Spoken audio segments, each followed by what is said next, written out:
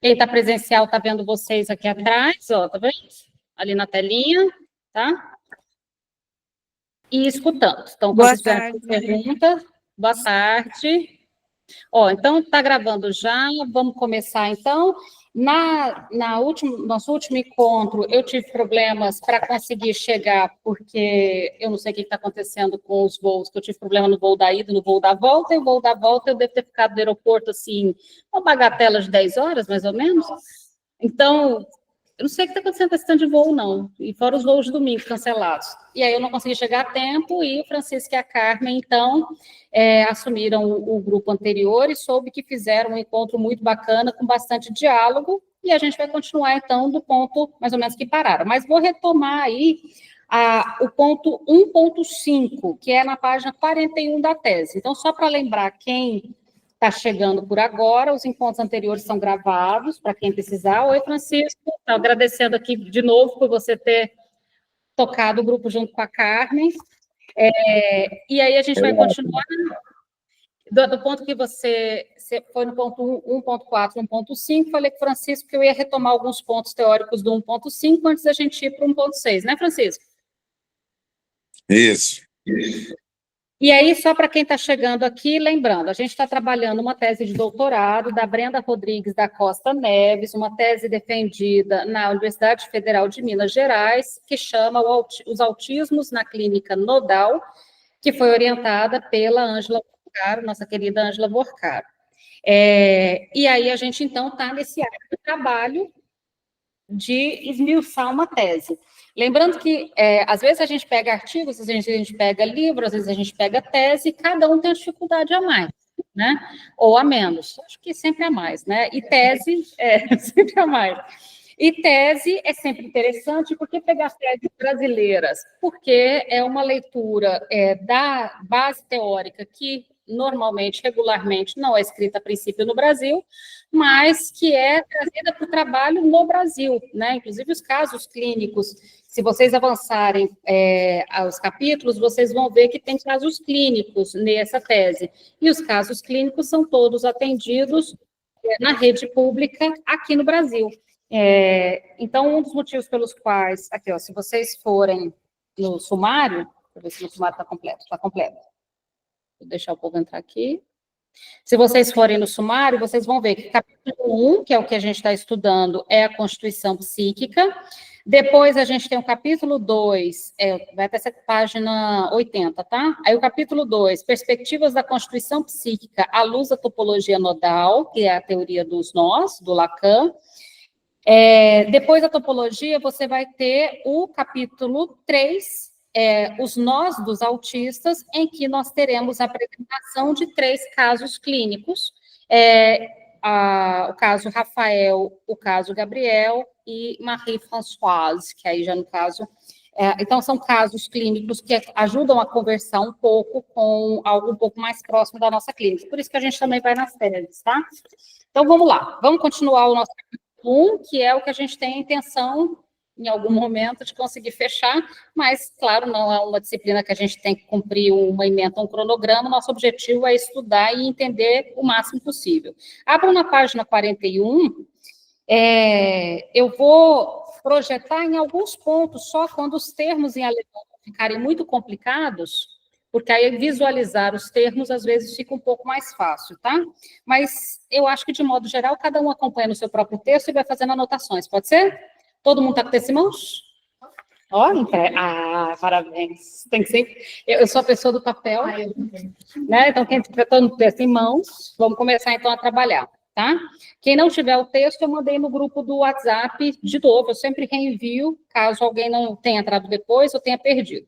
Então, vamos lá, página 41. Em seus primeiros ensaios, como o projeto, né, de 1895, e cartas correspondidas com seu amigo Fliess, Freud buscou esboçar o funcionamento do aparelho psíquico, partindo da perspectiva, e por que a gente está estudando aparelho psíquico? A gente quer saber em que momento da elaboração, da constituição do aparelho psíquico, a gente consegue localizar a questão do autismo, né? Então, partindo da perspectiva de que o psiquismo se instituiria com uma delimitação entre o dentro, inscrito e o fora, não reconhecido, isso é expulso. Freud produziu, então, a noção de aparelho psíquico dotado de um funcionamento de memória que tenta manter a atenção em um estado mínimo. Por isso, as operações de aceitação ou de exclusão entre o que é admitido e o que não é, além dos trilhamentos que vão sendo escritos no sistema, Freud delineou um aparelho psíquico constituído por estruturas de mecanismos de defesa. E veja, se é mecanismo de defesa, a gente já tem uma notícia do que são os mecanismos fundadores, então, das estruturas. São mecanismos de defesa, não é? Então, o recalque, a fora-oclusão, o desmentido, são fundamentalmente mecanismos de defesa. Então, a gente já tem uma certa notícia que o que constitui o aparelho psíquico são mecanismos de defesa. Mas quais são os mecanismos e em que momento cada um acontece, de que forma cada um acontece e, mais especificamente, qual é o do autismo, no caso. Mas uma coisa a gente já tem uma certa ideia interessante, a importância da negação, da exclusão, da recusa nessa formação do aparelho psíquico, daquilo que não é, daquilo que é retirado, daquilo que é negado, né? E aí, então, seguimos para o segundo capítulo. Se tiverem dúvidas, vocês falam, tá? Tanto quem está online quanto quem está presencial. A noção de realidade fora tratada por Freud desde o início de sua obra. Pretende-se, no entanto, analisar as formulações freudianas à luz da perspectiva lacaniana. Será privilegiada a análise e discussão em torno da leitura lacaniana, do ensaio de Freud, a negação, para que a esta articulemos o traço unário, aqueles que vocês estudaram no 1.4, no ponto passado, notadamente exposto por Lacan no seminário Nova Identificação. Desde o princípio do seu ensaio, Lacan apresentou a ideia de haver uma lógica na constituição psíquica que antecede e permite a maturação do desenvolvimento. Então, que lógica é essa? E, na verdade, a gente meio que já respondeu aqui que tem a ver com a negação, né? Tanto que o texto do Freud chama negativo ou a negação. Então, a lógica que antecede a constituição psíquica já está dita, é a da negação. Que antecede e que vai permitir a maturação e todo o processo de desenvolvimento, lembrando que Freud fala de desenvolvimento psicossexual. Então, a premissa do Freud é desenvolvimento. Olá, boa tarde. Boa tarde. Então, recorrendo ao conceito de Vernon, não sei pronunciar, Lacan salienta que um dos movimentos originários da identificação e da formação do eu arcaico acontecem a partir dos mecanismos primários de afirmação e expulsão. Então, perceba, afirmação e expulsão, constatar que a coisa está ali e recusá-la. Então, o movimento inicial é o mecanismo primário, a primeira lógica de funcionamento que vai dar o pontapé inicial para todo aparelho psíquico tem a ver com afirmação e negação, expulsão. Esse movimento é uma lógica inaugural do aparelho e, diga de passagem, anterior aos mecanismos de defesa que estruturam, que dão notícia das estruturas, tá? Quando que isso aparece, por exemplo, no texto do Freud, essa fórmula negativa, pela fórmula do não é, não sei, não tinha pensado nisso, né? Então, por exemplo, o reconhecimento do inconsciente se dá pela forma negativa, não pela forma afirmativa. Todo mundo já percebeu isso na clínica, tá? Estou falando isso, mas é revisão. Todo mundo já percebeu isso. A pessoa, ela está falando, quando ela está numa fala de gravador, ou seja, uma fala absolutamente consciente, ela está dizendo o que é. Meio aquela música da Gabriela, né? Eu nasci assim, eu não sou, eu fui sempre assim. Gabriela, ela está ali narrando aquilo que ela é afirmativamente. Quando dá notícias de alguma coisa da ordem inconsciente, ela vai lançar não é isso, nunca pensei sobre isso, não sei do que você está falando. Ou seja, a primeira reação que se tem diante do conteúdo inconsciente é a recusa dele, é a expulsão dele, percebe? Então, o que o Freud está dizendo? A gente só sabe do inconsciente pela negação dele. A gente só sabe do inconsciente porque ele é primeiro refutado, rechaçado, expulso. Depois, aquilo que é rechaçado, refutado, expulso, retorna com algum efeito, né? E esse efeito que retorna dá notícia, então, da existência do inconsciente. Então, traço unário, esse traço a gente viu no 1.4, o que seria esse traço 1? Um traço unificador, que articula, que unifica a experiência. Por exemplo, o S1. O S1 é um traço unário, um significante que faz um captonê, lembra aquele captonê da almofada? Então, por exemplo, que captura todos os elementos que estão dispersos num único ponto para eles não ficarem dispersos ou fragmentados, que é o que acontece na neurose, né? Dá uma captura de vários significantes para que eles se articulem a partir do S1, entende? Então, o tracionário é, sobretudo, um mecanismo organizador, entende? Agora, o mecanismo fundador é a negação, essa expulsão, que dá notícias, então, de que o inconsciente existe, tá? Vou pular um pouquinho na página 42 agora. Passem para a próxima página. E nessa próxima página, agora tem um punhado de conceito em alemão, então, para facilitar a nossa vida, eu vou projetar. Só porque tem muito conceito em alemão mesmo. Deixa eu projetar aqui, já está aberto. Se tiverem dúvidas, vocês vão perguntando, tá, gente? Ó. Assim, que eu gosto de pensar o traço unário, né, é uma marca, é o que faz a marca, a primeira marca, né?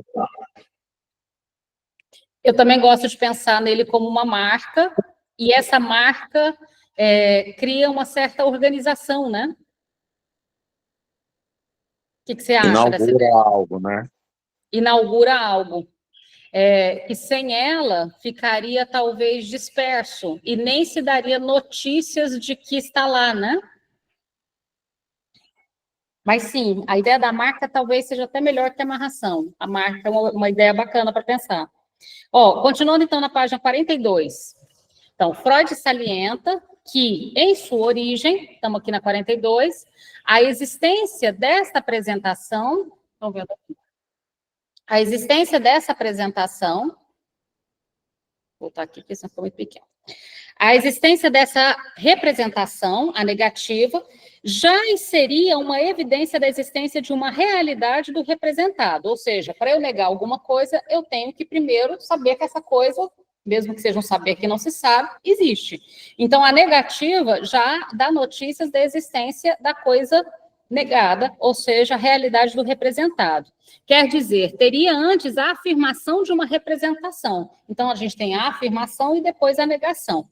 Embora você só tenha notícia da afirmação depois da negação, isso está claro, né? Então, a gente sabe da afirmação por retroação. A princípio, você tem notícia da negação.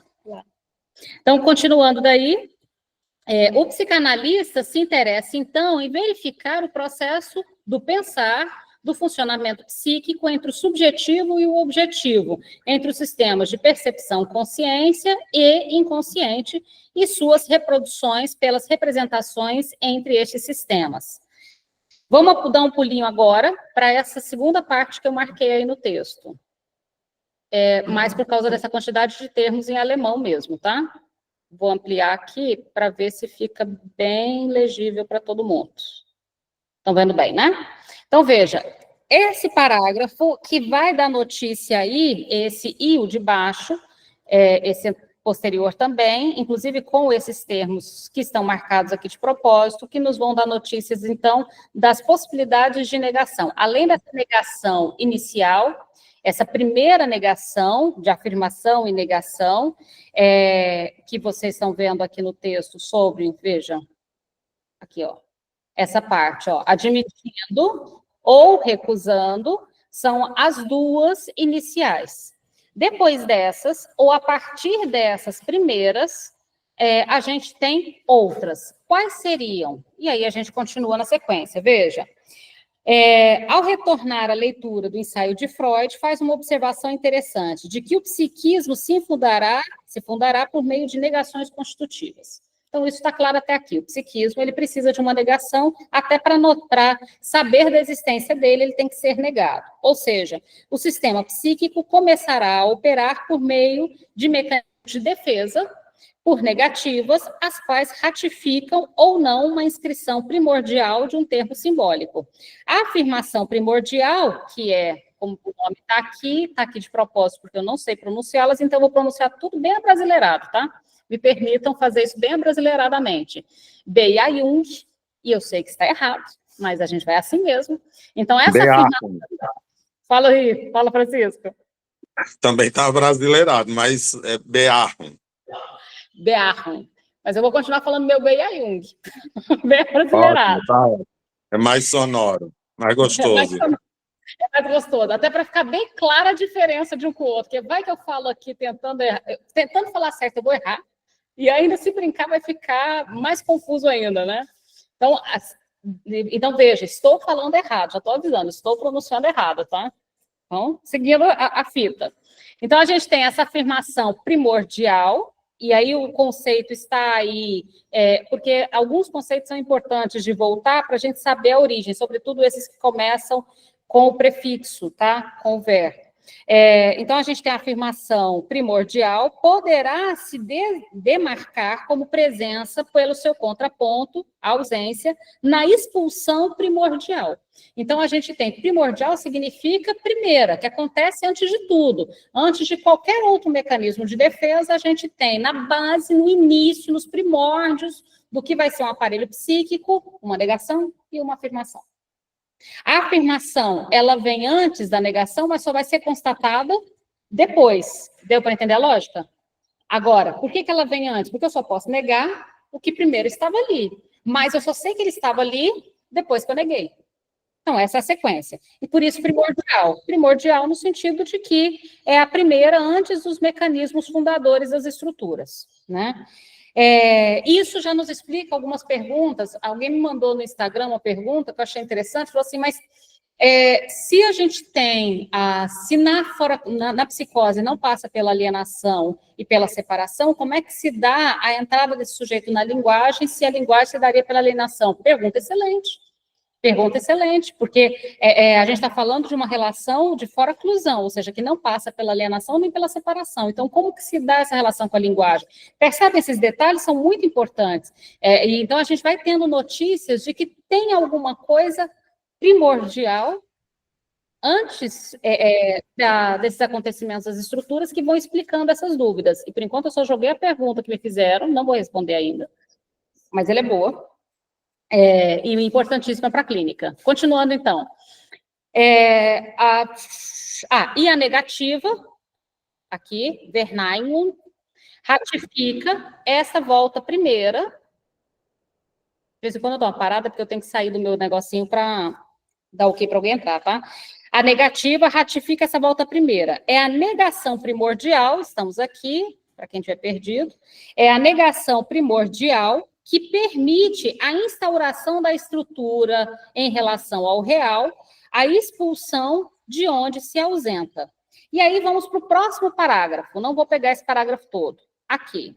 Então, a psicanalista, que é a Rabinovitch, que nós trabalhamos um texto dela, um livro chamado Fora-Clusão, no grupo de quarta-feira. Não sei se vocês se lembram, mas quando a gente for falar de Fora-Clusão, nós usamos o livro da Rabinovitch, que chama Fora-Clusão. Está disponível no grupo lá, do WhatsApp.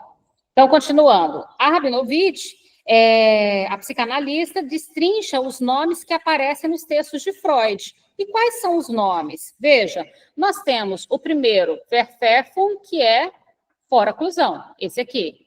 Eu estou tirando amarelinho para vocês lembrarem qual que eu estou falando, tá? Então, esse é fora-clusão. O segundo, Verdrangung, que é recalque, certo? O terceiro, que é Verleugnung, que é desmentido. O quarto, que é o que a gente está tentando trabalhar nessa tese, Vermieden, sei lá que fala assim, que é evitação ou elisão, que é justamente o mecanismo fundador. E esse que vocês já conhecem, que é a negativa primária, né, primordial, Verneinung. Então, veja, todos eles começam com o mesmo VER inicial. Então, essa tese é a primeira que está falando sobre o Vermeiden como uma das negativas que aparece na obra do Freud? Não, e se vocês se lembrarem, quando eu fui falar sobre isso no grupo de quarta-feira, também eu trouxe no próprio texto do Freud, o texto de 1938, do Esboço de Psicanálise, que depois foi traduzido por... Esboço de Psicanálise é traduzido... Como que a Autêntica traduziu mesmo, Esboço de Psicanálise? Esqueci. Enfim, O texto de 1938... Compêndios. Fala aí? Compêndios. Hã? Compêndios. Compêndio de psicanálise, isso? Nossa, tinha dado um branco aqui. Compêndio de psicanálise, exatamente. Então, veja, vocês vão se lembrar que eu trouxe, aparecem 7 vezes no compêndio de psicanálise, justamente esse conceito de elisão. Esse que a gente está trabalhando agora, Vermeden. Aparece no compêndio, todo mundo tem ele, pode jogar lá na busca, porque como ele é bilíngue, o da Autêntica, eu estou sugerindo da Autêntica porque ele é bilíngue, tá? Se vocês jogarem essa palavra na busca do PDF, vocês vão encontrar ali, se não me engano, 7 vezes na obra. E trouxe uma citação, então, de como que o Freud apresenta esse conceito. A Rabinovich também nos apresenta os vários conceitos, as várias negativas que aparecem na obra do Freud, incluindo essa que a gente está utilizando aqui para pensar o autismo. Tudo bem? Seguimos adiante, então. Por que esse prefixo, né? Ver. Ver significa negação. Então, todas as negações começam com ele. Significa dizer que afasta, exila, abandona, faz desaparecer. Então, o aparelho psíquico se origina com uma negação primordial, que dá notícia de uma afirmação, e na sequência vem outras formas de negação, que são os mecanismos fundadores das estruturas. Recalque, foraclusão, desmentido, elisão. Ok? Tranquilo? Diga. O que significa quando fala assim, que a negação permite a relação desse em relação ao real? O real no sentido do imprevisível. A pergunta é boa também. Vocês escutaram? Oi, Renata, não deu para escutar a pergunta da colega. Fala mais alto. O que significa quando ele fala que instaura a negação, instaura a estrutura em relação ao real? Vou repetir aqui para quem não escutou. Ela perguntou dessa parte do texto que fala que... Onde que está exatamente aqui para eu ler? Um negócio que está a página 46 em cima, de baixo para cima, uns 15 mas eu escrevi um númerozinho aqui no parágrafo. Ah, sim. 46. Gente, me perdi. O penúltimo... Ah, tá. Você falou 46, eu estou aqui procurando um 46, igual doida aqui. Na página 42, no penúltimo parágrafo, na linha... Quinta de baixo para cima, tá? 1, 2, 3, 4. Aqui. Logo depois das palavras em alemão, vem assim: é a negação primordial que permite a instauração da estrutura em relação ao real. O que a colega está perguntando? O que significa essa instauração em relação ao real?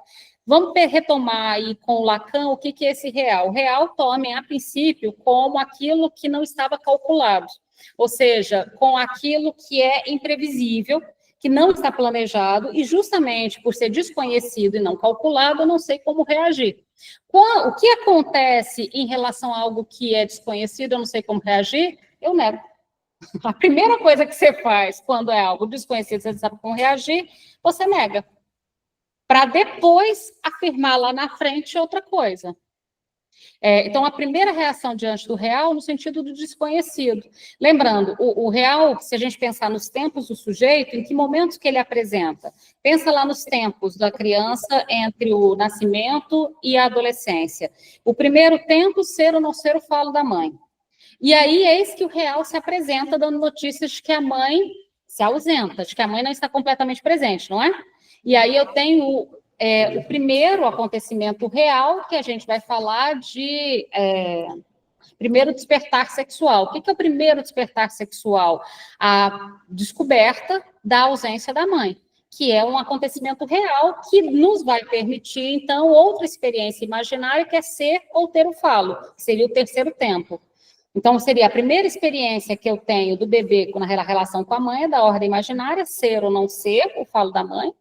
Essa experiência, ela só de algum modo entra em questão porque o real se apresenta. E o que é o real que se apresenta? Que a mãe falta, ainda bem, diga de passagem, já falou sobre isso. E esse real que se apresenta instaura o primeiro primeiro despertar sexual, que passa do ser ou não ser o falo da mãe para ser ou ter. E ter já é diferente, ter já tem um sujeito, né? Ser ou não ser é uma posição de sujeito, de objeto. Ser ou ter, para ter, eu já estou numa posição de sujeito, né? Não tanto de objeto, nos dá notícia de alienação e agora separação. Então, o real, ele está ali desde o início, se impondo. Agora, como o real ele é imprevisível, incalculável e desconhecido, o que o Freud aponta? Diante, quando... Eu queria estar com o meu livro aqui, mas eu não estou, do Compêndio de Psicanálise, senão eu pegava a citação exata. Quando o Freud aponta... deixa eu só desligar o seu aqui, Paulo, daqui a pouco você liga, só porque está dando eco, tá? Quando o Freud ele aponta sobre a elisão, ele vai dizer, quando o mundo, citando de cabeça, tá? Mas depois a gente pode pegar lá no compêndio direitinho. Quando o mundo se apresenta de um modo muito insistente, num período em que não é suportável, o indivíduo, Freud não fala sujeito, fala indivíduo, pode recusar isso que o mundo impõe no momento para conseguir lidar com ele mais tarde. Entende? Então, o que o Freud está dizendo é que há algo que se impõe num determinado momento, não tenho condições de lidar com isso, aquilo será recusado. Mas é interessante pensar nisso, né? Toda a instauração se dá primeiro numa recusa, primeiro numa negação. E a base do aparelho psíquico é essa. Tudo bem aí, todo mundo? Vocês online também, tudo bem? Alguma dúvida até aí? Não? Podemos seguir adiante? Francisco, quer complementar algo? Não, tranquilo. Então, vamos seguir adiante. Para quem, enfim, esses termos, né, me deixa pirado.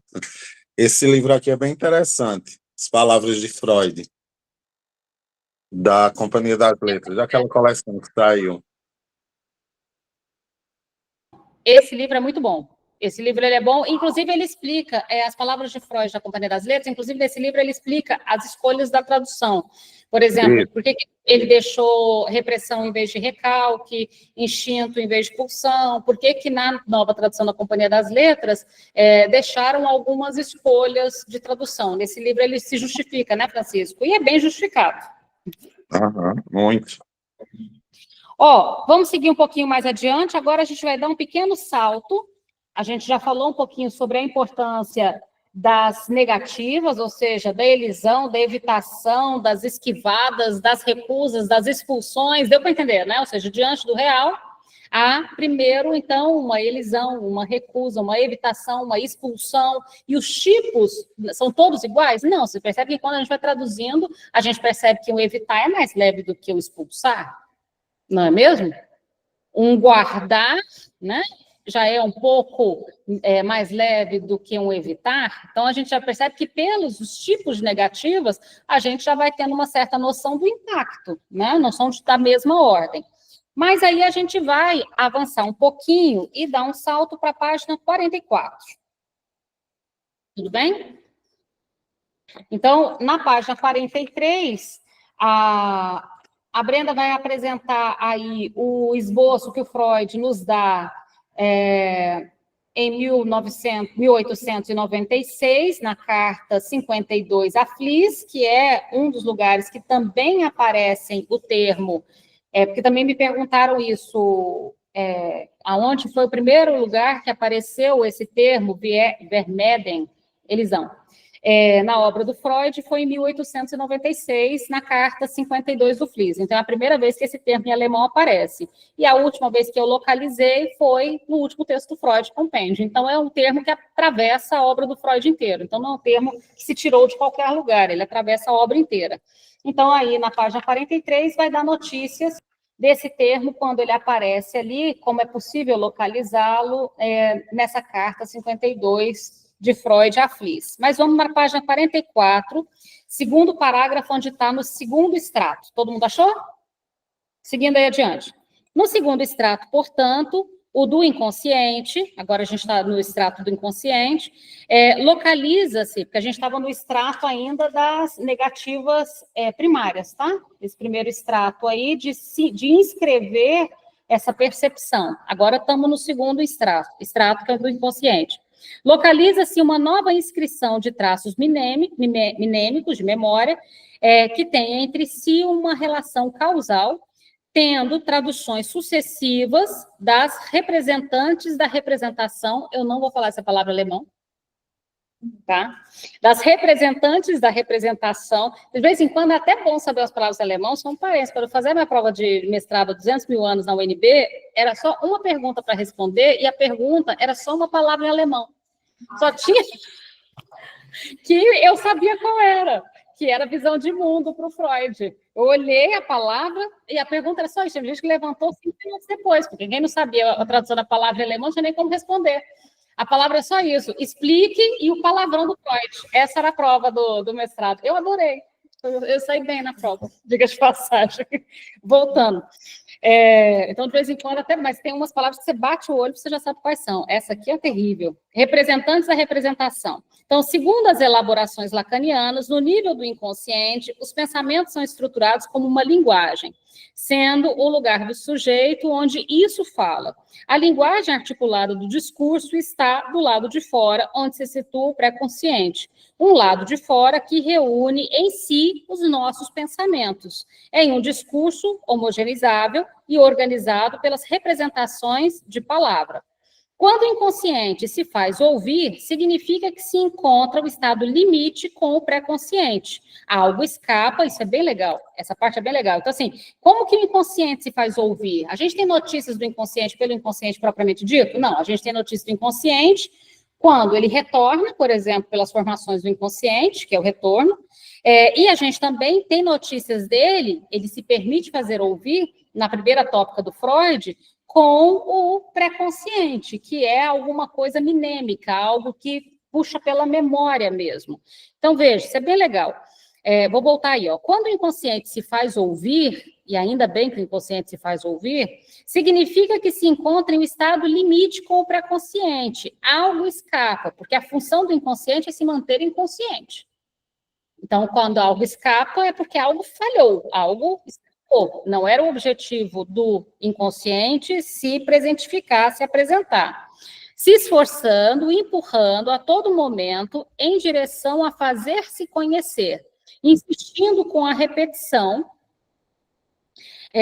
passando do inconsciente para o pré-consciente, o inconsciente aparece como discurso.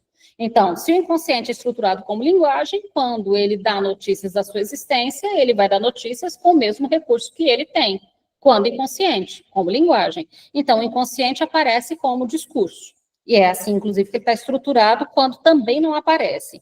O estatuto do inconsciente se constituiu no nível mais radical da emergência no ato de enunciação, quando se articula um significante ao outro engajado e engendrando um sujeito. Há a inscrição da representação objeto como representação do inconsciente, a representação palavra forma o nível pré-consciência, consciência.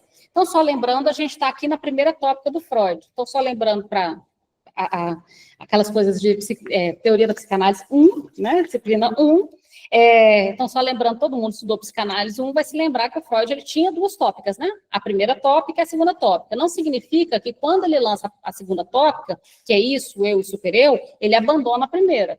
Tá? A primeira continua lá, assim como nas etapas do desenvolvimento, quando a gente passa de uma fase do desenvolvimento para outra em Freud, a gente não teve um abandono da primeira, a gente teve uma prevalência da segunda, tá? Então, isso é importante, porque senão a gente poderia causar, por exemplo, fala assim, tem o primeiro, o segundo e o terceiro Lacan, então por que eu não vou logo para o terceiro Lacan? Você não vai entender o terceiro sem passar pelo primeiro e o segundo, e outra, que o terceiro não substituiu o segundo e o terceiro, entende?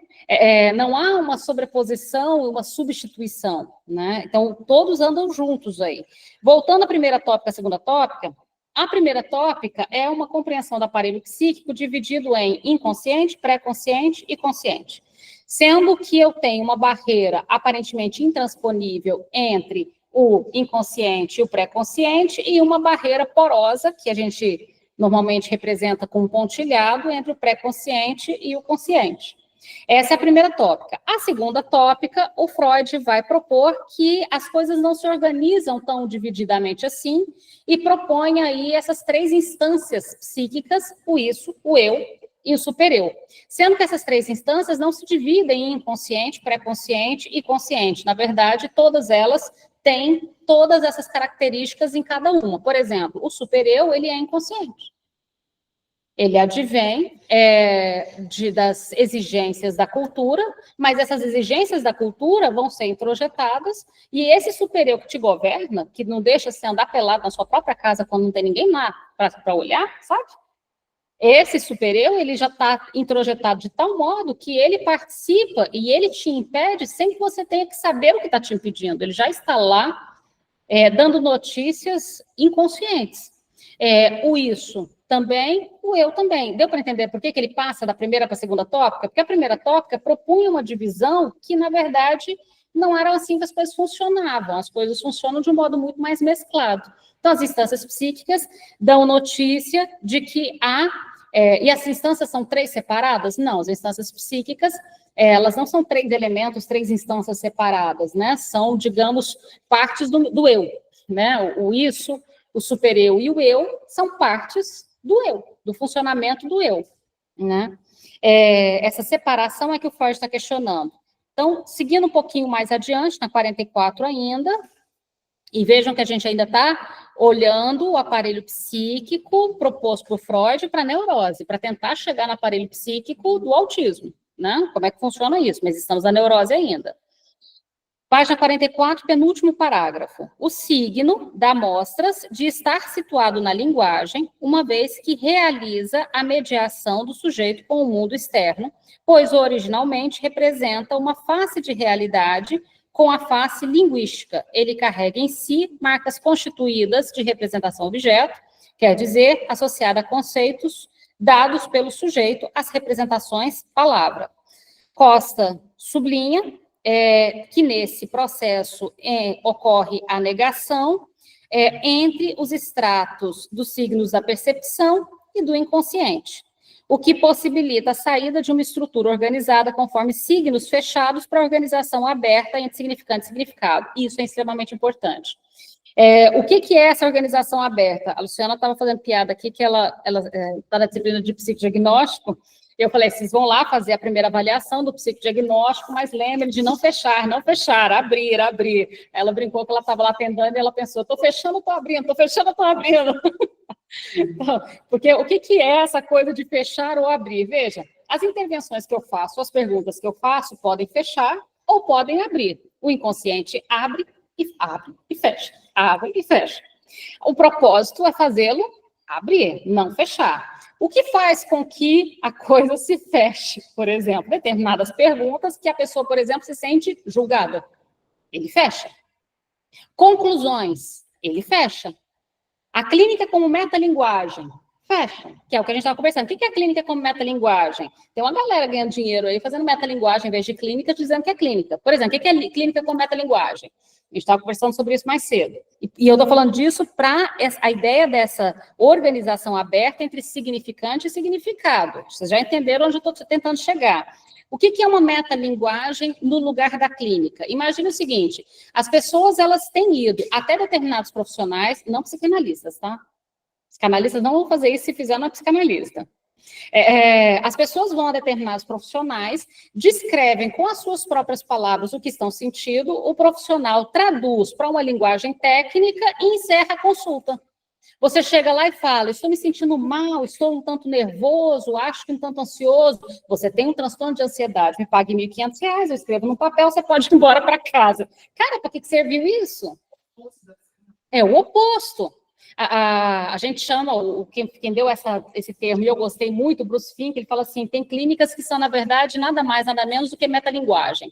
Então, o que é metalinguagem? Eu cobro para traduzir em termos técnicos o que a pessoa me disse com as palavras dela e chamo isso de clínica. A pessoa chama, estou distraída, TDAH. Estou ansiosa, transtorno de ansiedade. Estou com humor rebaixado, depressão. Basicamente, você traduziu o que a pessoa diz com a língua dela, em termos técnicos, e cobrou pela consulta. Mas o que serve isso? Então, isso é mais metalinguagem do que clínica, mas fundamentalmente em termos de aberto e fechado, que a gente estava falando, isso é fechar. Percebe? É como se depois disso a pessoa não precisasse falar mais nada. Ansiedade, ufa, posso ir para casa. Aí todo mundo perguntar, o que você tem ansiedade? O que você tem ansiedade? O que você tem ansiedade? E melhorou a sua ansiedade? Não, só que agora eu sei o nome. Então, tá tudo resolvido, porque agora eu sei o nome. É como você não vê as pessoas fazendo isso? O tempo todo. Então, o que é esse aberto e fechado, aberto e fechado? Olha que legal. Essa negação, a última linha, o que possibilita a saída de uma estrutura organizada conforme signos fechados, o que seriam signos fechados? A ideia de que existe uma única tradução para tudo.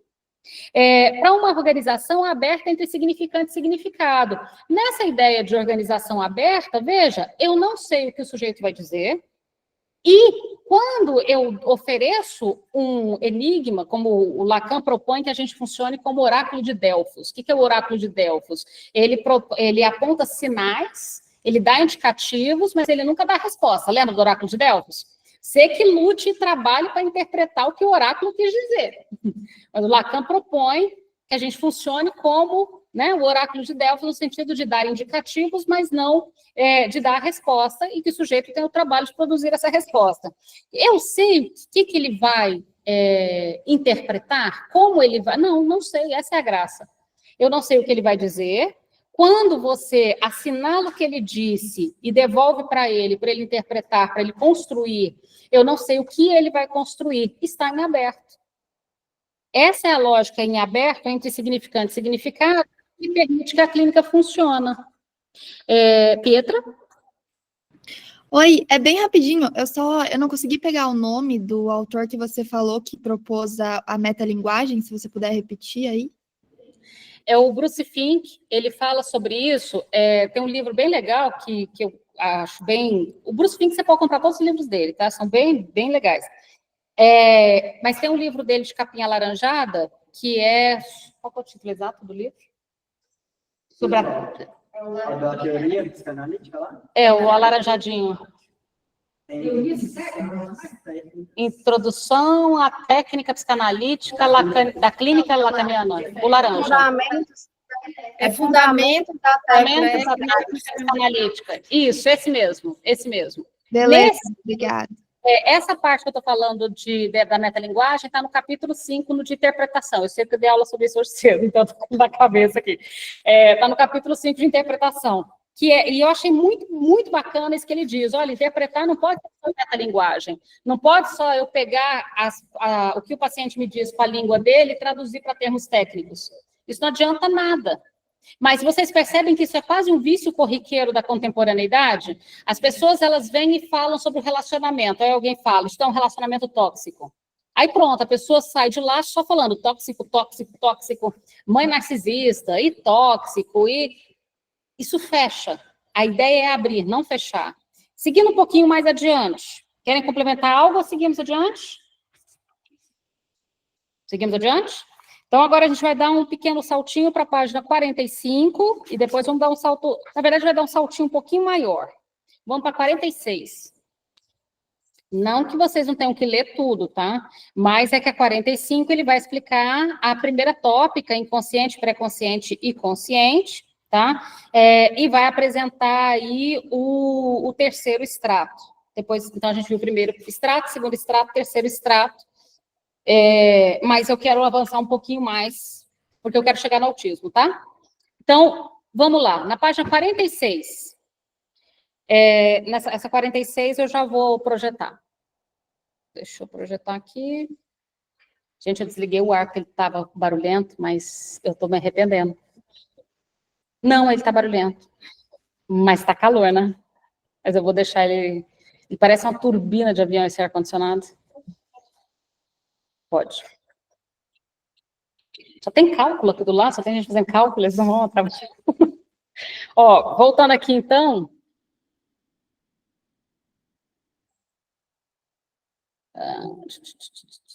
Aqui. Ó, voltando, então, vamos para a página 46, e aqui eu vou projetar, porque essa 46 a gente vai acompanhar mais de pertinho, tá? Nem fiz as minhas marcações aqui no texto, só na minha folhinha, mas tudo bem. Então, vamos lá. Veja, vamos começar aqui logo no início, olha. Toda essa, vamos ver desde aqui no início, tá? Mas essa página a gente vai lê-la quase inteira. Toda essa configuração e efetivação de negações constitutivas, né, essas negações constitutivas do sujeito, vocês já entenderam por quê, né, as negações constitutivas do aparelho psíquico, E as negações constitutivas das estruturas, então, todas essas negações constitutivas evidenciam, pelos seus modos distintos de funcionar. Que modos distintos? Um, a gente tem a recusa radical, que é a fora-oclusão, outra, a gente tem uma recusa parcial, que é a elisão, ou seja, modos distintos de funcionar, a ocupação de lugares próprios na organização psíquica, não podendo ser superpostas, mas comungando pela premissa de operar uma negação de algo antes afirmado.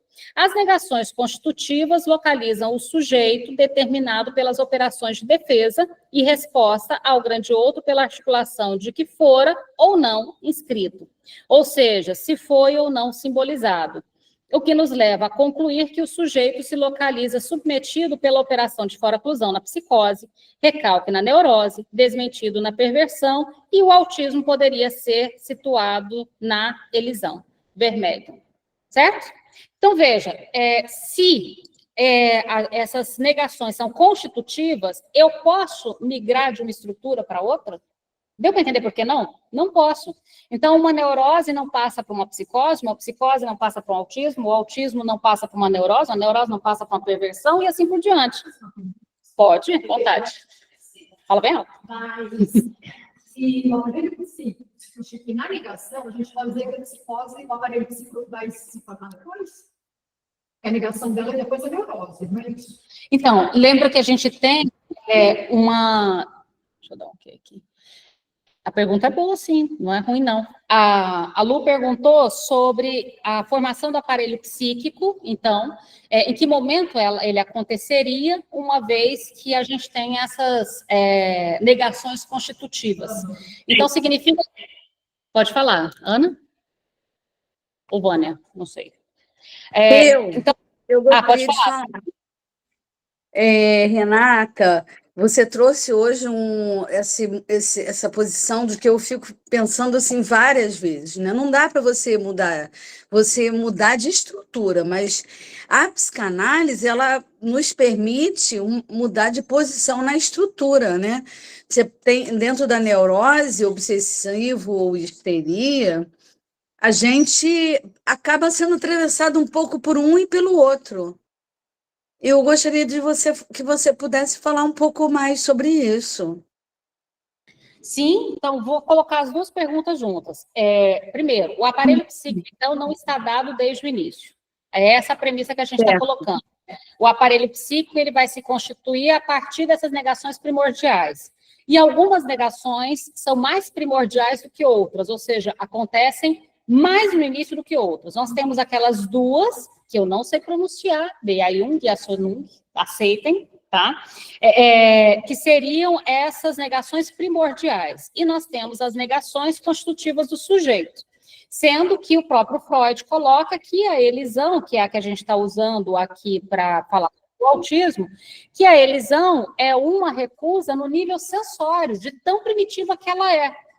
Lembra? É uma recusa do olhar, do contato, ela se dá num momento tão inicial que ela ainda é uma recusa no campo sensório. A gente falou sobre isso quando falamos do texto de 1938 do Freud.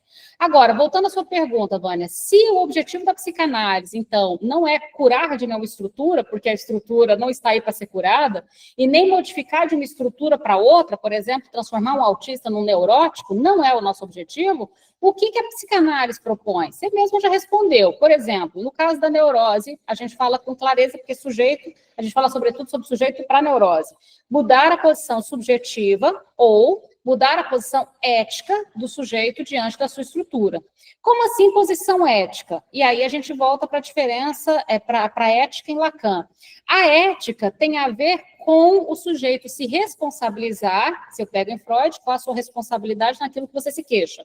O sujeito se responsabilizar pelos seus sintomas e as consequências desse sintoma a ponto de topar deixar um pouco do seu sintoma na análise.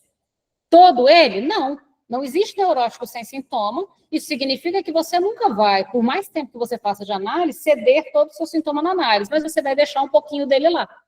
E inventar... É o resto de gozo, né? Ineliminável, né? Um resto de gozo que não se elimina.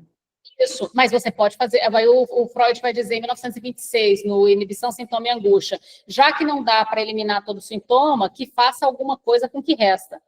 O Freud fala isso em 1926, isso é maravilhoso, que é com isso que o Lacan vai falar sobre sintoma, com H, e com esse resto de gozo que você acabou de trazer. Nas outras estruturas, a gente falou na neurose, nas outras estruturas a mesma coisa. Veja, se o mecanismo fundador do autismo, a gente está apontando aqui para a elisão, que é essa recusa no campo ainda sensório, e uma recusa que causa prejuízos ao próprio sujeito, sofrimento ao próprio sujeito, uma vez que recusa, inclusive, as trocas pulsionais, o olhar, a voz, o toque, etc. O que seria, então, a possibilidade de um tratamento no autismo? Do mesmo modo que na neurose a gente está falando de ceder um pouco do seu sintoma, ceder um pouco da sua recusa. Ceder um pouco da sua recusa. Tanto que o que a gente faz no tratamento do autista não é tentar fazer com que ele ceda um pouco da sua recusa. Só que isso a gente... Diga. Isso me faz lembrar ainda daquele caso do lobo, da Rosine Lefort, no Seminário 1, que tem alguma coisa ali que me ficou equivocada, que parece lhe dizer que ele muda de posição de uma situação autista para uma psicose, quando ele se batiza de Roberto. Eu não estou dizendo com isso que você não vai ter na Lasnik, por exemplo, na Rosine Lefort, casos clínicos que apontam em outras possibilidades. E aí vem o campo da pesquisa, ele permite que você opere. Na lógica lacaniana estrutural, a gente está dizendo que uma estrutura não passa para outra. Se uma estrutura Mas você cede, né? Como você está falando eticamente, o autista pode ceder um pouco dessa recusa. Esse seria um dos objetivos do tratamento, que ele consiga, a partir, por exemplo, da borda. Lembra que a gente estudou sobre os elementos da borda? A borda, ela nos dá notícia de que o sujeito autista ele não está alheio ao mundo ao seu redor. Tanto não está alheio que a borda é composta, todo mundo lembra, né? O duplo, os objetos autísticos e a ilha de interesse, está tudo lá de fora. O que é o meu interesse específico? Por exemplo, furacão está no mundo.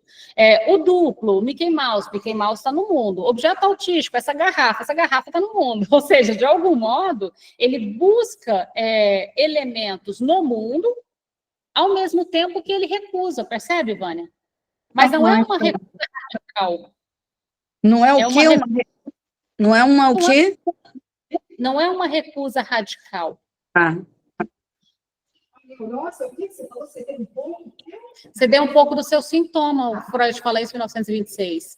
Francisco, eu vi que você quer complementar algo sobre esse caso da Lefort, que você conhece bem. Tem toda uma discussão, né? Se trata-se realmente de se Robert é um caso de autismo ou de psicose, né? A própria Rosine fala dele como um pequeno Schreber, né? Então vai aí por essa orientação.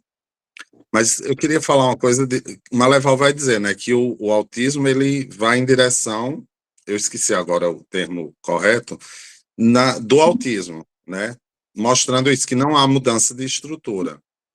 Porque por mais que um autista ele consiga, como a gente tem aí os exemplos, Temple Grandin, Daniel Tammet, né, e vários, né, que conseguiram ampliar aí a borda de uma maneira, né, impressionante, o funcionamento ele continua sendo autístico, no sentido de que ele vai, né, fazer trocas, vai fazer laço, mas a estrutura continua sendo, ele vai fazer de uma determinada forma, que se a gente pensa o autismo como uma estrutura, de uma forma autística. Não fechada, encerrada, mas de outra forma, aí ampliando com os elementos da borda ampliado, mas de uma forma muito específica, com a diferença autística, que é o novo livro de Maleval, né? Então, Essa leitura, eu creio que ela elimina toda essa misoginia de falar que a culpa toda é da mãe, porque exalta aí que tem algo do sujeito que recusa, né? Sim, sem dúvida. Não cabe achar que é culpa da mãe em nada, né? Nem na Na neurose, verdade, nem na psicose, nem no isso. autismo, nem coisa nenhuma. Essa coisa de culpa da mãe, isso tem que ficar muito claro. Culpar a mãe é a saída mais preguiçosa que a história consegue achar para absolutamente tudo. Outro dia eu fiquei com a raiva de um pediatra, estava na Globo News assistindo, aí eles chamaram um pediatra para falar, eu tenho um pouquinho de implicância quando eles chamam um pediatra para falar sobre nutrição, em vez de chamar um nutricionista, por exemplo, ou quando chamam um pediatra para falar quando é hora de uma criança entrar na escola, ao invés de chamar um pediatra, ou um pedagogo. Adoro, né? Por quê, gente? O que o cara tem a ver com isso? Ele, né? Não é da área dele. Aí você fala assim, olha, não é para mim, né? Chama alguém da área, né? Mas aí tinha um pediatra falando sobre a questão, era da obesidade infantil, e ele lançou essa. Não, a obesidade infantil existe porque as mulheres saíram para trabalhar, então as crianças estão comendo superprocessado porque as mães não cozinham para elas. Eu falei, sério? É a saída mais preguiçosa. É preguiça, isso é preguiça. Isso é preguiça de fazer pesquisa, não é assim que pesquisa se faz. Então, Vânia, durante muito tempo, a saída mais preguiçosa é procurar culpados, né? Então, o culpado para a quebra econômica da Europa, judeus, vamos perseguir os judeus, matar todo mundo. O culpado para as crianças estarem comendo superprocessados, as mães saíram para trabalhar. Ia ser diferente no caso do autismo, inclusive vocês já devem ter visto agora, recente, isso eu já não estou nem indo lá atrás, na Mãe Geladeira, que o Bruno Bettelheim trouxe do Kanner e repetiu, quem inventou esse negócio foi o Kanner e o Bruno Bettelheim repetiu para a tristeza dele.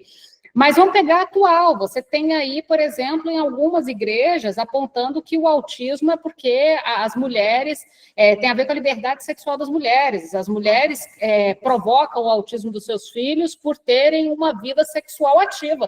Que coisa mais bizarra do mundo. Assim como você tem culpa do autismo nas vacinas, você tem culpa do autismo no quê? No aborto também tem? Olha que maravilha. Eu nem conheço todas as teorias, são tantas teorias, mas são saídas preguiçosas e de má fé. Diga, Francisco, e depois Josiane. Não, e tem isso, né? Tem também a da inflamação no estômago, né? Na coisa digestiva.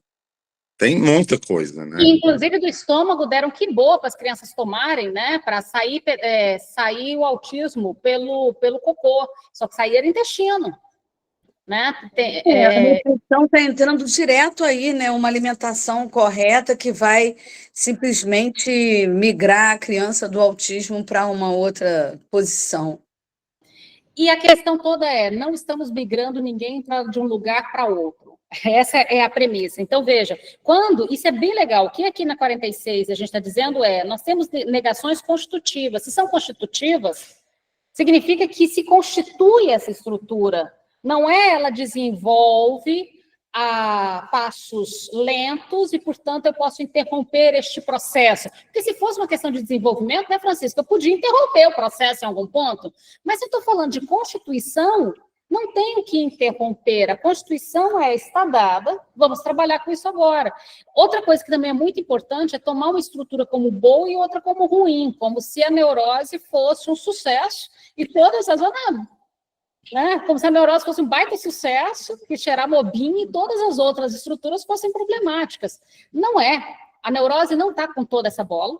Pelo contrário, neuróticos conseguem impossibilitar de um modo maravilhoso a própria vida, diga-se de passagem, não é mesmo?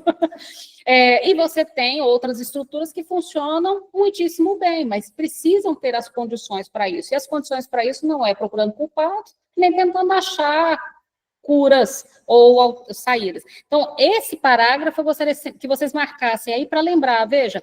Então, a terceira linha, negação de algo ainda antes afirmado. As negações constitutivas localizam o sujeito determinado pelas operações de defesa e resposta ao grande outro, porque o grande outro é aquele, ou seja, esse estímulo externo que convoca o sujeito a responder, e convoca o sujeito, portanto, também a se defender e responder essa convocação que vem do grande outro, pela articulação do que fora ou não inscrito, do que fora ou não simbolizado.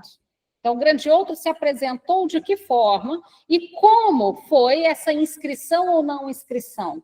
De que modo se defendeu ou se respondeu a isso que se apresentou?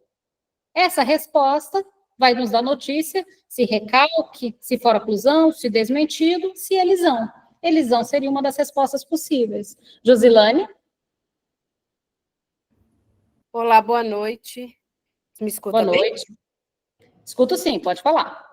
Ô, Renata, eu estou pensando aqui, você falou, peguei duas palavras aqui, ou duas expressões, né? Que você falou, o neurótico pode invisibilizar um pouco a vida, mas algumas estruturas funcionam muito bem, ou podem funcionar muito bem. Acho que para entender um pouco esse muito bem, a partir do que você falou, assim, como a psicanálise pode ajudar um sujeito autista, né? No sentido de ceder.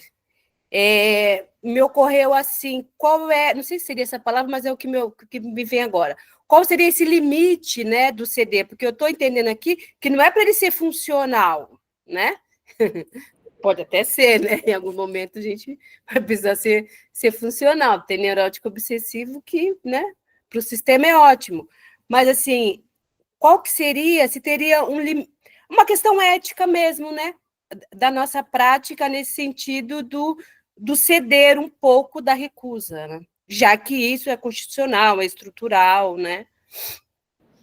Josilane, pergunta boa, vamos pensar primeiro sobre o que não fazer. Se o mecanismo fundador do autismo é a recusa, que tal primeiro não convocá-lo a recusar ainda mais? Por exemplo, pela pressão. Então, quando você faz propõe tratamentos muito coercitivos, né? Guarda. Alguém aqui sabe do que eu estou falando? Faça, ou seja, colocar na mesinha, preso ali na cadeirinha, por horas. Isso. Mas, assim, porque tem aba e tem o aba, né? Porque, assim, você tem gente que tem o bom senso de aplicá-lo de um modo mais tranquilo, menos generalesco, né? Mas imagina o seguinte, se o mecanismo fundador é a recusa, e vamos pegar lá, eu queria tanto estar com a citação exata do Freud, mas não vou abrir aqui o texto em alemão agora e procurar. Mas quando Freud fala que a elisão, ela acontece, em 1938, procurem lá em alemão que vocês vão achar, a elisão, ela acontece justamente porque um estímulo sensório mesmo se impõe no momento em que o sujeito não suporta lidar com ele e recusa nesse momento para lidar mais tarde. O que ele está dizendo? Não recusa para sempre. Recusa nesse momento para lidar mais tarde. Agora, então a gente já entendeu que o mecanismo se muito insistente, recusa para se defender, correto? Aí eu venho e proponho uma terapia insistente. Então, a primeira coisa que eu colocaria é cuidado com essa coisa de querer acelerar demais o processo por uma insistência, por um excesso de estímulos, de pressão, de regras, entende? De tal modo que o que você talvez vai conseguir é a piora do quadro. Porque a pessoa vai ter que se esforçar mais para recusar aquilo que se impõe mais. Então, vamos começar pelo que a gente não faria, entende, Josilane? Então, o que a gente faria? Ora, do que o sujeito não recusa? Do que ele não tem que se defender? Daquilo que compõe a borda. Ele não tem que se defender porque aquilo que compõe a borda é ele que escolheu. O duplo é algo conhecido que ele escolheu. O objeto autístico é algo que ele escolheu. Os interesses específicos, que a psiquiatria chama de hiperfoco e acha que é ruim, não é ruim, não, é bom. É algo que ele escolheu. Ou seja, a gente tem notícias, se a gente parar para observar a criança, que você vai ter criança que gosta de números e letras. Você vai ter outra criança que gosta de cores. Você vai ter outra criança... Cada criança que vocês estão acompanhando aqui, meus estagiários estão aqui na frente, cada um acompanha 2, 3, 4, 5.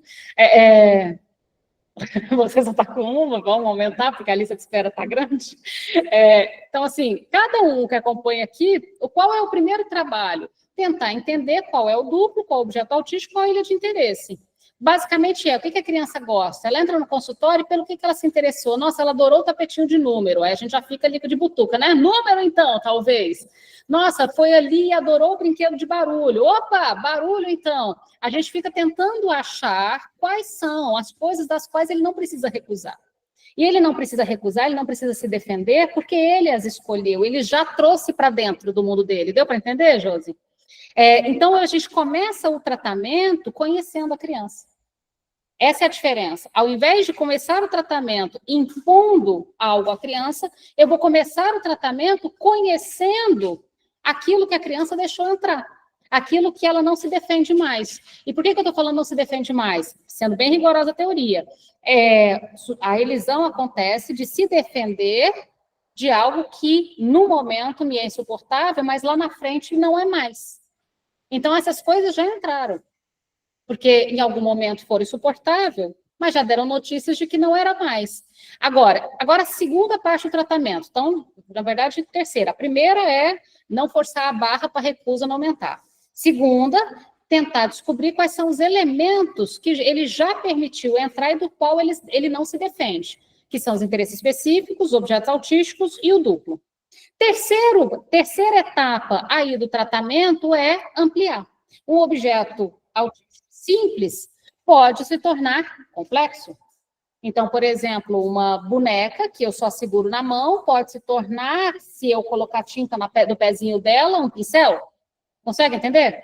Ou seja, eu transformar um objeto autístico simples, ou seja, um uso um tanto quanto enrijecido daquilo que ele deixou entrar, em um uso um pouquinho mais maleável, mais amplificado. Então, eu vou ampliando o uso desses objetos. Então, o número que era só no tapetinho, eu ofereço ele também na madeira, eu ofereço ele no veludo, eu ofereço ele em diferentes texturas, em diferentes tamanhos, em diferentes pesos, e eu vou introduzindo ao número que já estava lá e ele tinha aceitado, outras possibilidades para ampliar esse interesse. Deu para entender, Josilane, como é que seria esse passo a passo do tratamento? Entendi, sim, Renata. Obrigada. E é bonito de ver, né, Francisco? É realmente muito... E isso inclui os sons, porque às vezes o interesse é um objeto, às vezes é um barulho, às vezes é um lá, né? Pode falar, Francisco. E partindo, né, como você colocou aí, principalmente que esse sujeito tem uma recusa, tem uma defesa. Então, isso o analista ele precisa considerar. Não só o analista, obviamente, né, mas para quem está mais aberto também, né, saber que não dá para você arrancar a defesa desse sujeito. Porque se você arranca, força, né, e tira isso, o sujeito sofre muito. É a custa de um sofrimento atroz. E isso as autobiografias mostram muito bem, né? Vários testemunhos de certas terapêuticas, entre aspas, que forçavam, que impunha e que trouxeram aí um prejuízo gigante para esse sujeito, né? Não é a todo custo, né? A direção é perturbar a defesa, mas de que forma, né? Que eu acho que o que os autistas nos ensinam, e muito na clínica, é a delicadeza. Eles cedem, sim, se houver delicadeza, né? E eu acho que o que guia a psicanálise, né, desde sempre, a transferência, é pela transferência. Considerar ali que há a possibilidade de uma transferência e o sujeito ele vai ceder um pouco da sua defesa e vai avançar muito com isso. Isso a clínica nos mostra, né, claramente, né? E é de uma beleza isso, né, incrível. E perceba que a premissa é a mesma. Se a gente diz que o neurótico tem que ceder um pouco do seu sintoma, no autista ele tem que ceder um pouco da sua defesa. Percebem que a teoria é a mesma? A questão é que cada estrutura vai ceder no ponto do seu mecanismo fundador, ou seja, da sua negação constitutiva. Para ceder por causa do dano secundário? Isso, porque o neurótico ama seu sintoma. A grande dificuldade da neurose de ceder no seu sintoma é porque o neurótico, ele ama seu sintoma, ele é o sintoma, ele vive o sintoma, ele namora com o sintoma. Então, é difícil abrir mão do sintoma. Então, por mais que o sintoma gere prejuízos, os prejuízos não são suficientes para atrair o sintoma com outra, né? Para abandonar este casamento. Tanto que o Miller fala de parceria sintomática, casamento sintoma, parceiro sintoma, a gente vai dando nomeações de relações amorosas mesmo, no neurótico. Agora, se a gente parar para pensar, por que o autista seria diferente? O autista tem um amor pela sua defesa. A defesa o defende. A defesa o protege. Cria um campo protegido. Então, ele ama a sua defesa. Então, ele não vai topar abrir mão da defesa facilmente, porque ele não vê os prejuízos. Às vezes, os prejuízos que a defesa causa são vistos mais porque está ao redor do que pelo próprio sujeito, entende? A princípio, o sujeito se sente seguro com as suas defesas e não em prejuízo com as suas defesas. Assim como o neurótico, ele não vê um grande prejuízo com seus sintomas, ele vê com seus sintomas identificação, forma de viver, o outro que se vire, né, para lidar comigo do jeito que eu sou. Então, porque se a gente consegue entender isso no neurótico, por que a gente não entenderia no autista? Entende? A lógica é semelhante. Vamos avançar um pouquinho mais. Eu quero avançar mais 2 paginazinhas, pelo menos, aqui, importantes. Vou voltar aqui só para compartilhar essa aqui. Aqui a gente tem os mecanismos fundadores. No primeiro parágrafo aí, da psicose, e no segundo, do autismo. Então, na página 46, o terceiro e o 4º parágrafo. Deixei marcado aí, vejam. Então, com o objetivo... Peraí, deixa eu permitir aqui. Então, esses 2 parágrafos que estão marcados estão na página 46, tá? Terceiro e 4º parágrafo. Como o objetivo desse trabalho é o autismo, então, veja, a gente vem falando da constituição psíquica, sobretudo na neurose, sobre a diferença entre as negações nas diferentes estruturas, mas o objetivo desse trabalho é o autismo. Então, vamos lá. Como o objetivo desse trabalho é o autismo, pode-se encontrar em Lacan que, de um modo geral, com efeito, a condição para que alguma coisa exista para o sujeito é que haja a B.A. Jung, que não é a negação da negação. Questionando o que existiria, caso esse registro simbólico não se inscrevesse, o autor supõe que a falta da B.A. Jung poderia ser verificada na psicose quando há a operação de fora-clusão, em que se evidenciaria que o excluído do simbólico retorna no real por meio dos fenômenos de alucinação e delírio. Então, veja, a fora-clusão é uma negação radical. O mecanismo fundador da psicose é essa negação radical em que, voltando aí, a operação de fora-clusão se evidenciaria pelo excluído do simbólico, então, o retorno do recalcado na neurose retorna no simbólico. As formações do inconsciente são formações simbólicas. Os xixes, os sonhos, os atos falhos. Então, o que retorna do recalcado é um retorno no simbólico. O que retorna do fora-cluído é no real. Delírios e alucinações. Então, delírio e alucinação não é da ordem imaginária, não é da ordem simbólica, é da ordem real. E por isso, inclusive, não se duvida. Por isso, tem-se uma relação de certeza. Agora, vamos para o ponto. Diga, pode falar. Desculpa, mas eu fico assim, sempre pensando quando você fala no simbólico, nós estamos no simbólico, o psicótico, o autista. E quando o Lacan pega e lê o inconsciente é estruturado como uma linguagem, parece que ele está aí desde sempre, a gente está aí trabalhando com essa questão dessa estrutura que é da linguagem, né? Mesmo Mas quando o autista recusa... Oi? Mas lembre-se que, rigorosamente, inconsciente é coisa neurótica. Lembrou disso? Porque o inconsciente, ele precisa do recalque. E o recalque, ele é o mecanismo fundador da neurose. E o que retorna do recalcado, que são as formações inconscientes, são manifestações que a gente assiste na neurose. Então, só fazendo essa pequena ressalva. Então, veja, nós estamos numa relação com a linguagem. Mas que relação é essa? É possível estar relacionado com a linguagem pelo lado de dentro ou pelo lado de fora? Lembra que a gente falou? Vamos voltar um pedacinho, Vânia, olha lá. Volta lá só um pedacinho, deixa eu achar aqui o parágrafo. Lá no iniciozinho da página 46, olha só. As negações constitutivas, 4ª linha da 46. As negações constitutivas localizam o sujeito determinado pelas operações de defesa e resposta ao grande outro pela articulação do que fora ou não inscrito. Então, perceba, pode inscrever ou não inscrever. Então, estamos todos inscritos na linguagem do mesmo modo? Não. Depende de qual operação constitutiva.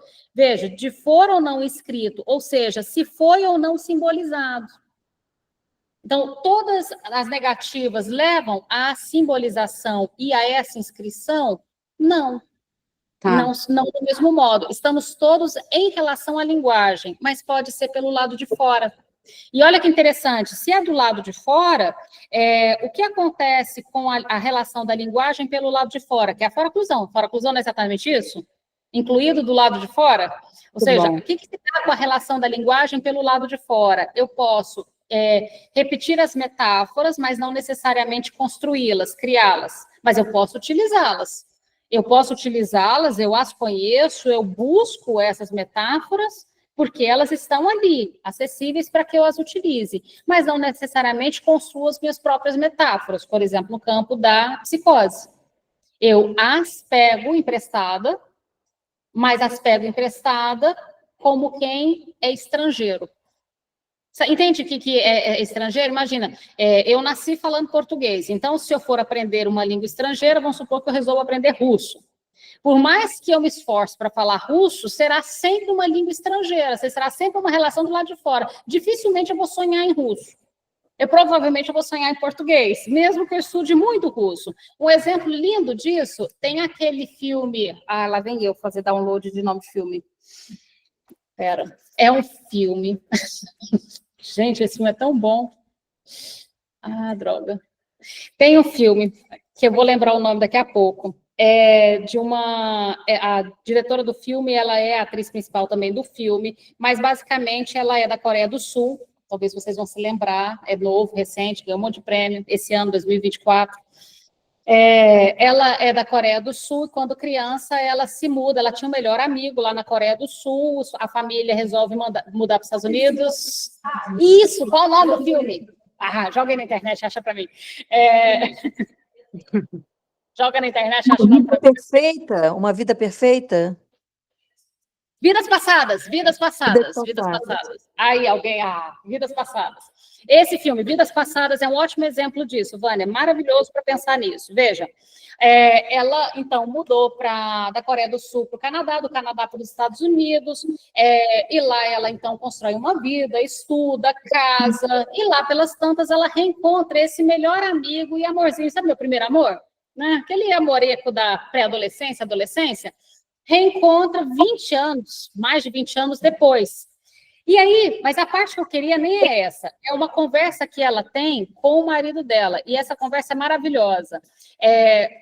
Ela pergunta se ele está incomodado dela encontrar, e ele falaria sim, com certeza. Gente, eu achei aquele homem muito bem resolvido, tá? Eu não sei se eu estou tão bem resolvida desse tanto, não. Vocês só? Bem resolvido desse tanto? Vocês só? É que você tem namorado. Ela pode encontrar com o amor da adolescência? Eu não sou tão bem resolvida assim, não. Mas veja, o que é ali a história? Ela encontra, e aí ela vai perguntar para o marido dela se ele está preocupado, incomodado. Ele falou assim, não, o que me assombra é que, eu não sei se você sabe, mas quando você dorme, você fala. Eu falo? O que eu falo? Acho que você sonha em voz alta, só que você só sonha em coreano.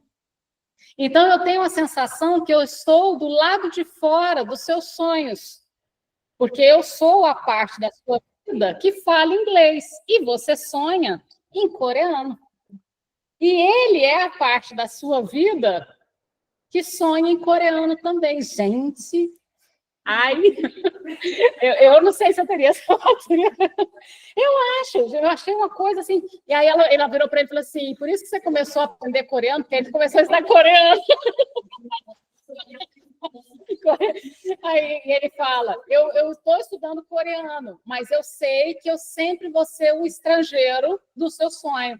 É melhor que isso, tá? Mas eu tentei reproduzir da melhor forma possível, é muito mais bonito que isso o diálogo. Mas o que a gente está dizendo aí, Vânia? O psicótico, ele se relaciona com a linguagem como uma língua estrangeira, entende? Como, por exemplo, um imigrante que mora nos Estados Unidos há 30 anos, mas ainda sonha na língua materna. Entende? Então, essa relação como se fosse uma língua estrangeira dá uma boa ideia dessa foroclusão. Quem não assistiu esse filme, assiste porque ele é lindo, essa parte é assustadoramente linda. Voltando aí, Francisco, você quer complementar algo sobre essa questão da foroclusão da linguagem? Tranquilo? Não, tranquilo. Então, vamos agora para o autismo. Agora, então, veja, esse segundo parágrafo aqui, ó, esse aqui agora, tá? Maleval hipotetiza que, no autismo, a vontade de imutabilidade introduzida por Kanner teria sua raiz na falha de identificação primeira, quando o traço unário deveria ter sido esse traço unário, né, que a gente falou ali da marca, né, essa marca primeira, quando o traço unário deveria ter sido inscrito no sistema perceptivo. Veja como é bem no iniciozinho de tudo, né, lá no sistema perceptivo, sensório. Para ele, desta forma, há um problema no momento em que a inscrição da BA-Jung, vocês vão se lembrar lá que a BA-Jung é a afirmação primordial, da afirmação primordial do traço 1, seria, por isso, a sua grande dificuldade em circular na linguagem, né? No campo simbólico das diferenças, da ambivalência da língua, pois ele supostamente não teria inscrito este significante unário, que na articulação significante poderia cercir, ou seja, costurar, amarrar, por isso que eu falei de amarração, o gozo à linguagem. Olha que interessante. Então, o autismo tem uma relação com a linguagem? Tem, mas não como o do psicótico, que está do lado de fora, forocluído, mas também não é como o neurótico, que tem essa marca do traço unário que faz um cercear, uma costura do gozo à linguagem. Então, qual é a ordem da relação da linguagem no autismo? E aí volta lá. O Kanner utiliza essa vontade de imutabilidade, que é muito precioso para a psicanálise também aqui, teria a raiz na falha da identificação primeira, ou seja, uma falha na marca desse traço unário, desse primeiro traço que faria uma costura com a linguagem. Para ele, dessa forma, há um problema no momento da inscrição dessa afirmação primordial do traço, por isso que a gente fala de uma alienação retida, a gente viu isso no 1.4, seria, por isso, sua grande dificuldade em circular na linguagem. Por que ele não circula na linguagem? Falta costura. Falta essa amarração que permite com que a linguagem circule. Então, não circulando na linguagem, eu não dou conta das ambivalências, manga de fumê e manga de blusa, eu não dou conta de algumas coisas do humor, do xixi, percebe? Porque essa linguagem não costura do mesmo modo, porque falta essa inscrição do traço unário, que a gente viu no 1.4. Certo?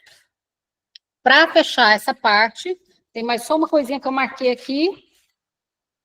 Aqui, 46. Aqui, na 47, eu marquei só no meu, deixa eu marcar aqui. Começa aqui, o autista.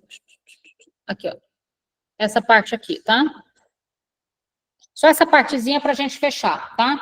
Então, entretanto, a gente está falando, seguindo ainda dessa linha, dessa diferenciação e dessas características, então, do que seria o autista.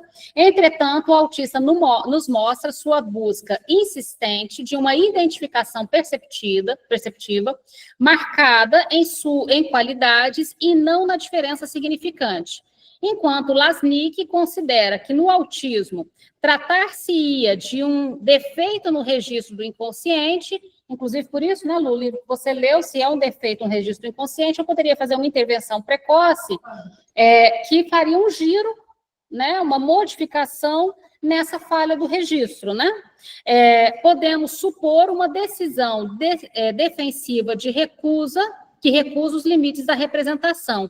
Será que podemos pensar que talvez a operação do primeiro extrato do aparelho psíquico se realizou no sistema perceptivo, mas não nas seguintes etapas, né?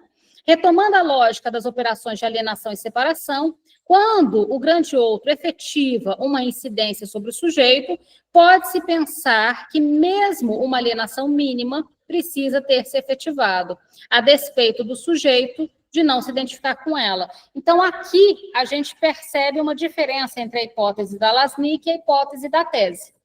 E a gente está indo na direção da tese, e agora aqui num contraponto com a Lasnik. Então, veja, a Lasnik faz uma certa proposta de um defeito no registro do inconsciente, e, portanto, se é um defeito no registro do inconsciente, uma intervenção muito precoce, bem bebezinho, poderia, então, de algum modo, corrigir, consertar esse defeito no registro inconsciente.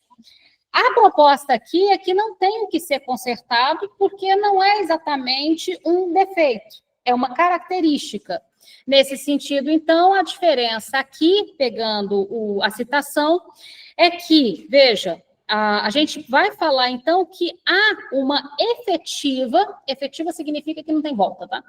Efetiva incidência do grande outro, ou seja, uma alienação mínima que se efetivou. E se efetivou, a gente não falou lá atrás que a neurose não passa para a psicose não passa para o autismo não passa para a neurose? A proposta aqui, diferente da Lasnik, é que houve uma efetivação. Não tem volta. E a proposta da Lasnik é que há um defeito no registro inconsciente. Poderia-se fazer uma intervenção precoce que modificaria isso. Deu para entender essa pequena diferença aqui? E a gente vai nessa linha. Muito importante, né? Isso que você está acabando de ler aí.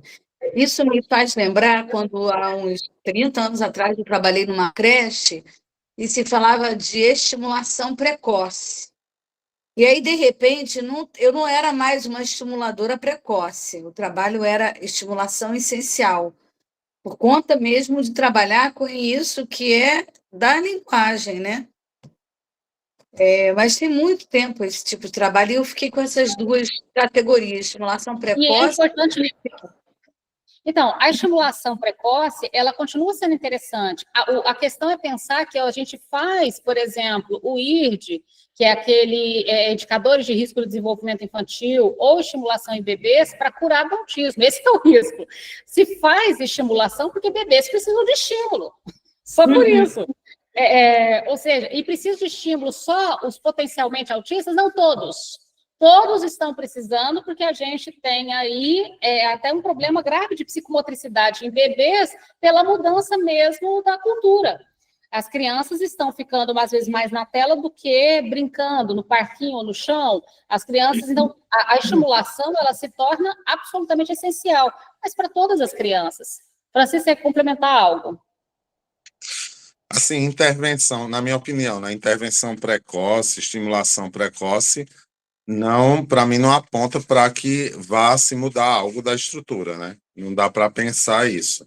Ela é importante, sim, muito, desde que, né, ali já haja sinais, e há sinais, né, desde muito cedo, e uma intervenção precoce ela é fundamental para que algo ali, né, opere, mas não no sentido de uma mudança de estrutura, porque daria mais a gente pensar numa profilaxia em psicanálise, e isso é impensável.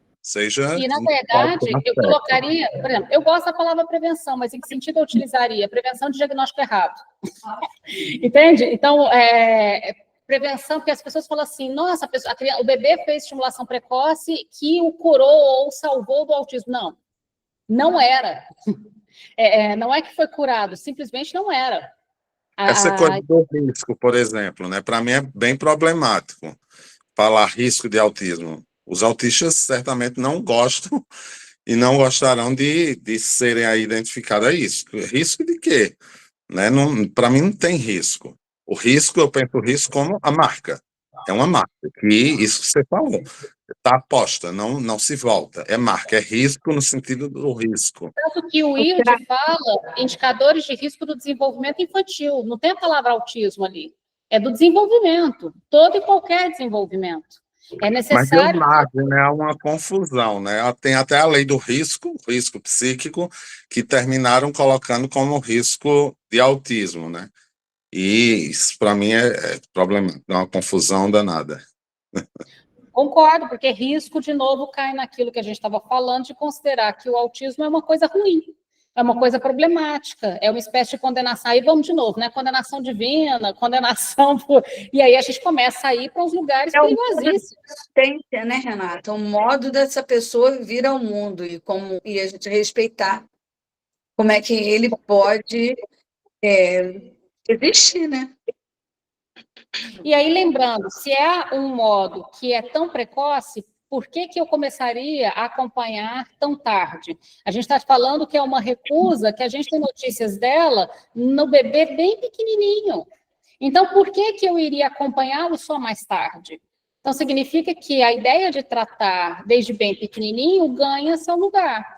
Inclusive de pensar onde que vai entrar aí no serviço público de saúde, porque as pessoas não podem contar só com tratamento particular, a gente tem que pensar, então, esse serviço de acompanhamento dos bebês vai ser feito no CAPS, vai ser feito no centro de pediatria, vai ser feito nas UBSs, aonde que a gente poderia colocá-lo? Eu, particularmente, eu tenho a minha opinião, deveria ser, a minha opinião, na verdade, é bem rigorosa sobre isso, é atendimento primário, então o CAPS é atendimento secundário. Então, para mim, tem que ser atendimento primário. Atendimento primário, a gente está falando aí de UBS, centro de pediatria, ou seja, no lugar onde a criança vai, desde que nasce, todos os meses, fazer pesagem, vacinação e etc. Seria nesses locais, porque são os locais em que todos os bebês passam, todos os meses, para fazer acompanhamento da carteirinha. Então, por que não colocar ali? Para mim, é atenção primária. Eu colocaria nesses locais, mas fica aí minha campanha política, porque não é política, né? Renata, eu trabalho no Serviço de Estimulação Precoce no SUS, né? Concordo com o pensamento de vocês, mas ele funciona no Centro Especializado em Reabilitação, que é um dispositivo nível médio, né, do Ministério da Saúde, que trabalha várias dificuldades, várias áreas de reabilitação, e lá também tem esse serviço, que é onde eu trabalho, e atendo crianças em risco, né? Aqui também, que é o desenvolvimento. Aqui também fica no SER. Só que o SER, ele não são todas as crianças que passam pelos... Tem que ser encaminhado. Sim. E aí que eu acho o problema. Particularmente, eu gostaria no serviço básico mesmo. Todos os bebês de 0 a 18 meses terem a oportunidade, assim como faz peso, altura e vacina, o acompanhamento desses marcos do desenvolvimento. Entende? Mas aqui os nossos pediatras não fazem isso. Nem no cartão da criança, eles trabalham o marco do desenvolvimento. Eu acompanho, é sempre vazio. Então, Sim. teria que ser uma equipe especializada para fazer isso. Exato. Porque o pediatra não vai fazer. Então, é campanha política de quem não é política. Né? Eu gostaria de ver no Brasil todo esse serviço, e não seria um serviço caro, tá? Porque seria um serviço que a gente poderia qualificar técnicos de enfermagens e estagiários, por exemplo, que estão ali já no serviço, para fazer esse preenchimento da carteirinha, para fazer... Entende? Não precisa ficar na mão do pediatra. Inclusive, eu acho que ele seria a pior pessoa para fazer esse serviço, diga de passagem. Entende? Mas aí sou eu pensando em termos... Porque será que a gente precisa esperar essa criança chegar já com prejuízos aos 3, 4 anos de idade no CAPS infantil? Será que a gente não poderia... Isso. A gente, inclusive, talvez diminuiria parte da procura, né? Mas aí fica aí a minha opinião sobre o que é serviço básico de saúde na infância. Beijo para todo mundo. Só lembrando, hoje é o nosso último encontro de dezembro, porque, olha só, hoje é dia... Estou perdida aqui no tempo. Hoje é dia 9, o próximo é dia 23, e 23 está todo mundo já mais para o Natal do que para não Natal. Então, a gente retoma em janeiro, no dia 6. Então, janeiro a gente vai ter encontro dia 6 e 20 de janeiro. E aqui, inclusive, vai ter voltado, porque a gente está repondo greve, né? Diga de passagem. Então, a gente retorna em janeiro. Hoje foi o nosso último encontro de 2024. E a gente ia fazer happy hour, mas a Carmen ficou doente. A gente vai fazer, então, na volta de 2024. A gente come e bebe na volta. E beijo virtual para todo mundo. Feliz 2020, final de 2024, início de 2025. Feliz reunião com o sintoma das famílias de cada um de vocês. Sobrevivam. E a gente retorna. Alana? Vamos Feliz parceria, né, Renata? Feliz parceria. Não, porque basicamente é isso. Você acha que você se curou de tudo no ano todo. Aí, em dezembro, você chega para o Natal, você vê que você está tudo lá. Né? O ano inteiro de análise, você olha e fala assim, eu pensando que eu tinha resolvido essa rivalidade, essa irritação, e você encontra na mesa de jantar todos eles de volta, não é assim? Boas festas para todo mundo, beijo. Quarta-feira tem encontro, quinta tem encontro e depois só ano que vem, tá bom? Beijo, gente. Tchau, tchau. Obrigada, Renata. Beijo, beijo. Beijo, tchau. Muito obrigada.